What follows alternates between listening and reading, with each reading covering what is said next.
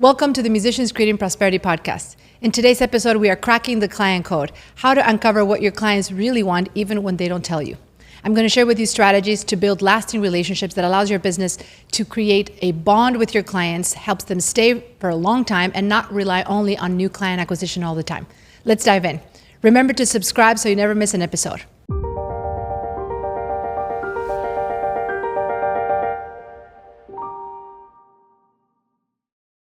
Let's start with the first question. How do you know exactly what your clients want when they come to work with you? Well, typically there's surface desires, things that they're telling you that they want, but then there's deeper desires, which are the things that they actually really want, but may not be able to articulate it clearly. So your first step in understanding your client's desires is to be able to make the distinction between surface and deep desires. Why? Because as a subject matter expert, you need to be able to understand more than what your clients understand. When you can define their problems and explain to them the proposed solution, whether it's around improving on their musical skills, whether it's around overcoming performance anxiety, whether it's around auditioning for competitions and universities, whatever it is that you can help your clients do, it's going to be very important that you go deep in understanding the reasons why they're trying to fix their problems and not just how to fix their problems. Why? Because that will help you, number one, connect with them, explain to them, and if you can explain to them how you can help them better than they can explain it themselves, they will immediately trust you. Now, let's take a step back. Before I continue talking about these strategies, why is it important to strive for client satisfaction? Well, beyond the obvious statement that you want to have an integrity-based program, you want to be able to excel and succeed in delivering the result that you promised, it's also critical that you understand that your business cannot rely on new client acquisition always, right? If you're just letting your clients leave every time you bring in a new client, then it's like a boat that has a hole in it. The water is leaking and you're constantly just trying to stay afloat, but you're not actually building a sustainable business. You're always trying to replace what you lost.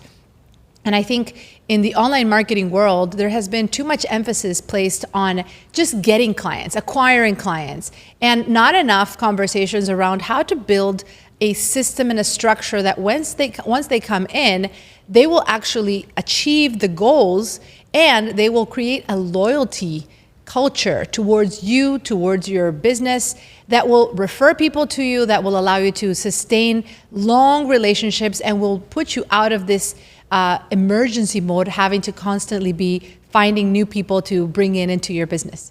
And so as it relates to being a musician entrepreneur or a creative entrepreneur in general, it's important that you put as much emphasis in engineering a client journey in your program as much of the same emphasis that you put in engineering attracting new clients.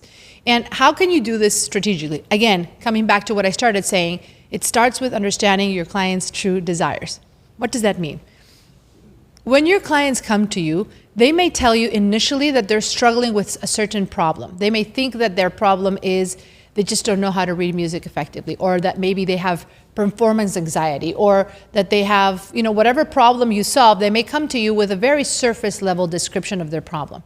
And your goal in the process of bringing them in and then delivering the result is being able to take this 3 layers deeper and understand, okay, if this is the problem that they're dealing with, what is the actual desire that they have to solve that problem? Why are they trying to solve this problem?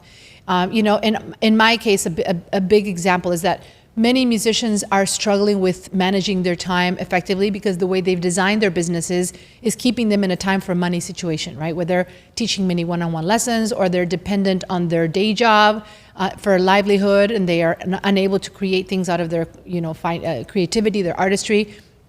Or maybe they're depending on just gigging income primarily and they're going gig to gig to gig and they don't really have an additional income stream. And typically the initial problem that they say they have when they come to me and my team is that they just need more students. They need more gigs. They need more of the same thing that they have been doing. And of course, we know that that's not the real problem. The problem is that they're just working with a model that is outdated, that is keeping them stuck. And even if they grow that business model, it's going to reach a ceiling pretty quickly because they're trading their time. So a big part of the process of what we help musicians do is that we show them not only how to restructure their businesses, but most importantly, how to start thinking about their businesses differently so that they can make better decisions in how they spend their time, so that they can see themselves as the investors in their business and not the solopreneurs, how to start delegating, how to start having conversations with their existing clients and encouraging them to approach their new methodology, how to shift from needing their clients to be in front of them all the time to get results to documenting their knowledge and productizing their knowledge in a way that allows their clients to get results without having to be face-to-face with them, right? But most of the process of what our clients go through when they come in and work with us is not just getting better at marketing, not just getting more students, even not just optimizing their brand, but it's about working differently. So in your case, how can you be very strategic in engineering your program so that you have a system that gives your clients specific milestones to look forward to, and they understand that in order to get to the next result, to the goal that they signed up for, there's a very clear path that you've laid out, and that they can understand they're going to do this step first, then they're going to follow with this step. Chances are right now, if you're watching this, you have a system, you just don't know it. You have a framework, you have a methodology that you have been using to help your clients achieve a result. And a big part of building a supportive client system that will allow you to retain and keep your clients happy and exceed their expectations is being able to lay that out in a very simple way. Why? Because chances are people in your world, your clients, are struggling to get to their desired result because of complexity. They have overcomplicated the process, whether it's learning how to play an instrument, again, whatever goal you help them achieve. They are overcomplicating it, and that's why they're not getting results. So as the thought leader, as the expert, one of the best ways that you can create a successful client experience that will help them retain in your program and refer people and stay with you for a long time is simplifying their process, saving them time, making it easy for them to know if they do this and then this and then this, they will get to that result and they don't have to do 10 different things. So asking yourself, do you have your systems laid out in a clear way? And when people start working with you, how do you communicate what that system is, right? In creating a journey with onboarding, it's so important. The first 24 to 48 hours, even the first 30 days when someone starts working with you, they have this sometimes buyer's remorse, right? This feeling of maybe doubt, of uncertainty, especially if they're learning new skills. It's so easy to get to a place of, will this work for me? I don't know, this is new. Even though at the beginning process, typically people are excited once they've taken the step, they've decided to invest in your program, but then when they have to challenge themselves, get out of their comfort zone, that internal voice creeps in, that starts creating a bit of doubt, a bit of fear. So when you know that and you mitigate those fears and design experiences in your program to help your clients feel supported in that critical initial period, of course beyond that as well, but especially during the first few weeks, then you're going to ensure that they have a way of communicating those concerns, and you can develop more and more solutions, whether it's adding trainings, whether it's adding resources, whether it's building more touch points with people as they come in. But it's so important for you to have a feedback loop that allows you to hear from your clients every step of the way, right? So we're talking about thinking about your business from a long standpoint. We're talking about creating an extraordinary onboarding experience. Now let's talk about feedback loops, because when you engineer the way to hear about what your clients are experiencing, then you're not in the blind. You're not blindly going through this. You have data, right? And that information will help you strengthen your program. I remember the first time I had a client complaint, let's say, when I started my first business back in 2011. I really started that business from a place of extreme identification with it. It was my baby. I didn't have kids at the time, and my business was like my baby. I felt it so personal. Every part of the business that I built felt like it was like really like my family. Like it felt so personal. And the first time I had a client express discontent, they were not happy with something. I don't remember exactly what, but I remember feeling very hurt in a way, almost like someone had insulted me. I had a hard time disconnecting me personally, my personal connection with the business, with that direct input that I had from the client. And so I had to really take a step back and assess, wait a minute, this is not about me. This experience I'm having with this disgruntled client does not in any way reflect on me personally. This is simply data that is helping me strengthen how I run my business, to be able to listen and to take that input with a constructive spirit and not with a defensive attitude. I think one of the things that stops so many entrepreneurs from getting the right feedback loops in place is that they take their business very personally, and that if that feedback is not positive, then they get really defensive. And so I want to encourage you maybe to catch yourself if you're ever taking things personally or feeling defensive when you do get client concerns, and instead look at yourself strategically and look at the business as an asset. One of the things that I used to say is, my business is my baby, but honestly, it's not. Your business is an asset. When you can see it objectively as your business is a vehicle for transformation, yes, you want to love your business, you want to have passion for what you're doing, absolutely, but you need to also recognize that your business is an asset, and everything you can do around it needs to be from a strategic standpoint and not connected personally and not take it personally. So being able to take that feedback and designing multiple points of feedback, whether it's a survey when people join your program to know about why they joined, what were the reasons they joined, which by the way can serve you so much for marketing later on, to hear directly from your clients, their own words, what led them to want to be in your program in the first place. From there to then having a way of checking in with them within the first 24 hours, 7 days, 1 week, or 1 month. How is their experience going as they're coming into your program? If you're watching this podcast, if you're listening to this podcast, hopefully you are offering some sort of service, some sort of a program where people can come into your world and start learning from you right away, right? Where they are able to absorb content. Maybe you have a library of pre-recorded materials, or maybe you're creating it as you go. But the point is, ideally, when people start working with you, they're not just working with you one-on-one, interacting with you. That's not their only point of contact with you. They're working with you because they're coming into your world. They're accessing your information, your trainings, your materials. They're interacting with you, with your team. They're in your world. And so for you to be able to get feedback from that initial experience, it's kind of like when you have someone coming into your home party, right? You've got this party, you've got people here, you've got activities.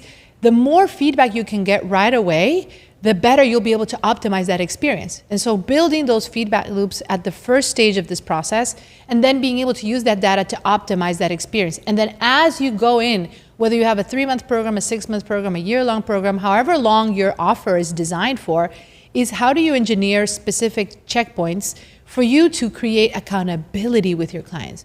One of the biggest reasons why people invest in guidance, right, is not only for the information that you can provide, but also for the transformation. And what does transformation mean? It means you being actively involved in changing your client's perspective, helping them learn new skills, but also helping them change the way they think, the way they solve their problems, the way they make decisions, right? I know that's one of the biggest things that we do when we work with musicians is this. Yes, we help them build their businesses. We help them create new revenue and win back their time. But most importantly, that's just a byproduct of the way we really help them. The biggest way we help musicians is by changing how they think, by changing how they make decisions around their life, by changing how they make, how they prioritize their time. And as a result of that new mindset, that new decision-making pattern, then the external results show. Chances are for you, it's pretty similar. If you work with students, if you work with presenters, if you work with sponsors, whoever you work with, a big part of what you do is not just giving them the tactics and the strategy, it's also helping them see things differently, right? So how can you create a process where you're balancing both the mindset part, the perspective with the actual tools, and most importantly, the accountability? Your job as a thought leader, as a mentor, is to make sure and I wouldn't say make sure because you cannot control your clients. Let's make that distinction really clear. There needs to be a balanced approach towards this where you do everything in your power to create the best experience, to engineer success, but at the same time, you empower your clients to take their own steps, to lead themselves through this process so that ultimately they're reaching these results in partnership with you, not just because you're doing everything for them, right? Because the last thing you want is a client who's 100% dependent on your guidance in order to get results. Then they're never really going to grow. So how do you create that balance between providing the structure, the trainings, the resources for them to thrive on their own with the guidance, the feedback, the mentorship that they will need in order to succeed? And this is partly why I'm such a fan of building programs that have a combination of information with still live touch points, whether it's with you, with someone on your team, rather than just a standalone course where, you know, it's primarily just self-paced materials. It's been statistically proven that most people never really actually finish going through those just self-paced courses.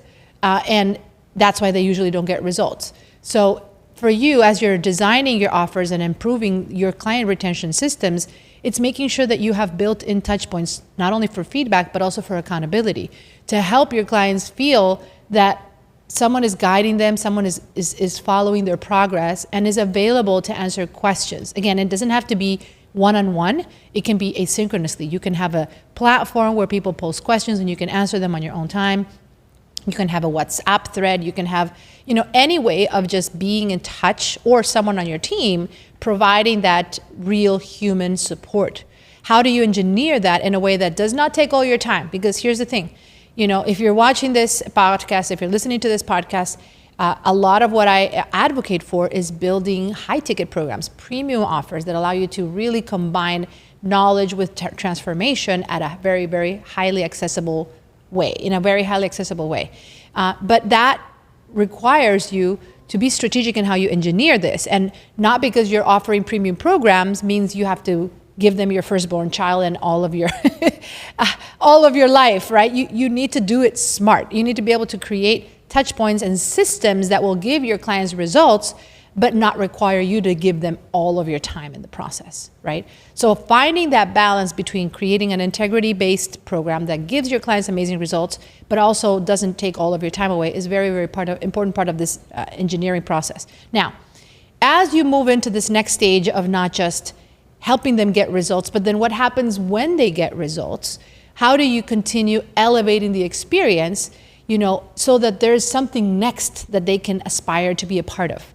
You know, I remember when I created my very first program, I had a 6-month program, and, you know, I created it basically in real time with the clients that I was working with. Then from there, I expanded into a 12-month program. From there, I realized some of my clients would come in and they would start breaking 6 figures in a matter of months. And I created a next level offer that became my mastermind that was geared now to scaling that level of success into now building more teams, infrastructures, self-paced automations, and really putting your business into an autopilot machine. But I wasn't able to create those next levels of offers until my clients reached those milestones, because I didn't really know how I was going to build those. So being open to really envisioning, as your clients progress through your offers, how can you always have something next to offer them, right? And that's not only to support them in their journey, that's also smart for you as a business owner to not let them go, to not just send them off to someone else. It's knowing, okay, they've achieved this, how can I build a solution now for the next level of where they are, right? Whether they're, again, learning music, whether they're trying to work on their careers, whether they're overcoming performance anxiety, or maybe really recovering from a performance-related injury. How can you continuously develop new ways of helping them, new ways of solving the new problems that they have, right? As they come in with an initial problem, but after that, they have a next level problem. So building in a layered tiers of offers, those are gonna help you just make your offers always exciting and new for your clients. And so as you go through this, then it's also important to build a referral program so that when you have clients that are getting results, that are happy about it, they can share your program information with people in their world. There is no better way to grow your business than through referrals and word of mouth. So being strategic in how to engineer a referral system so that once clients are in, they're happy, they're getting results, then they can become your greatest ambassadors, right? And they can refer people to you, they can share, and in the process of doing that, they can also get rewarded, which is a win-win, right? You want to build a way where, as your clients share about their experiences, which honestly, if there are any like the musicians that I work with, most of the times our clients refer people to us without even knowing that we have a referral program and an ambassador system where they can get rewarded financially for bringing people to us. They do it anyway, but it's important that you make it clear and that you promote that with your clients so that they know that if they share about what they're doing, they share the word about how you're helping them, then they could also get some sort of a reward just for doing that. It could be a financial incentive. It could be a bonus that you throw in to offer them added value to your existing services. You can be creative with what that reward can actually consist of. But ultimately, it's important to think about that, right? So that you continue building a system and a pipeline of new clients coming in directly from your happy clients. And then beyond that, once clients leave your programs, which eventually it will happen, how do you continue those relationships? How do you continue nurturing your alumni even past the time they were in your official program as paying clients?